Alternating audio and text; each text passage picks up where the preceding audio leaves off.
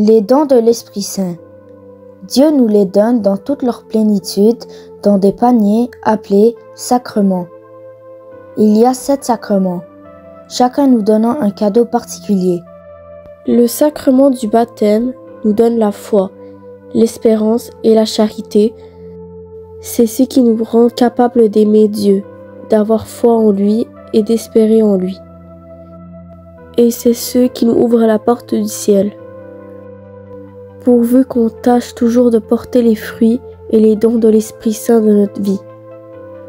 À part le sacrement direct, on peut le recevoir aussi, à distance, grâce à la prière des autres, intercession, communion des saints.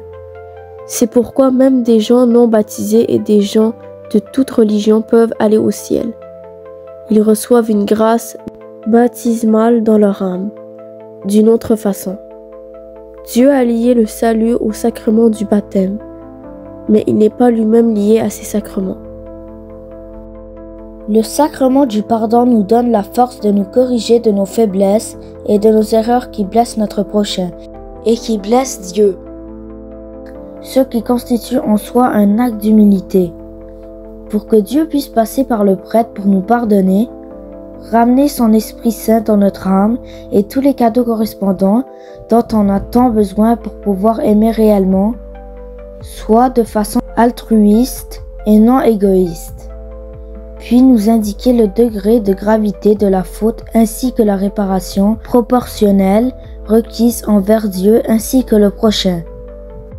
Avec le sacrement de la communion, Dieu tout entier se donne à nous comme une nourriture pour notre corps physique et notre esprit pour nous rendre toujours plus capables d'aimer notre prochain et d'aimer Dieu. C'est à la messe que Dieu passe par le prêtre pour transformer le pain et le vin en toute la personne du Christ, chair, âme et esprit, cachés sous les signes du pain et du vin. Le sacrement de l'ordre. C'est la transmission du pouvoir d'être ministre des sacrements au moyen de la prêtrise du sacerdoce. Jésus a institué ce sacrement et les 6 autres sacrements le jour de la Pentecôte. Il a transmis son pouvoir de prêtre à ses 12 apôtres, soit les premiers évêques de son Église qui deviennent, par l'ordination, Jésus en personne l'administration des sacrements. Et les évêques catholiques répètent la même chose depuis. Le sacrement du mariage, c'est l'union amoureuse et à vie d'un homme et d'une femme dans le but de se donner totalement l'un à l'autre, y compris leur fécondité, comme signe de leur amour pour Dieu.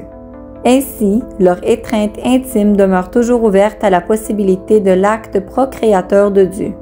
C'est la bénédiction du prêtre par qui le Christ Jésus agit qui rend sacré l'engagement du mariage. Le sacrement de la confirmation. C'est le complément du sacrement du baptême, pour fortifier en nous la présence de l'Esprit Saint et notre sens de la mission, témoignage de fruits et des dons dans notre comportement. Pour le sacrement de l'onction des malades, le prêtre marque le front et les mains de la personne malade d'une huile bénite, afin de lui procurer la sérénité, et parfois même la guérison. Ce sacrement peut être précédé du sacrement du pardon et suivi de celui de la communion.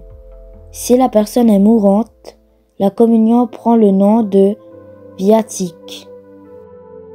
Pour terminer, les 7 sacrements de l'Église catholique sont le baptême, la confirmation, la confession ou le pardon, la communion ou l'Eucharistie, l'ordination, le mariage et l'onction des malades.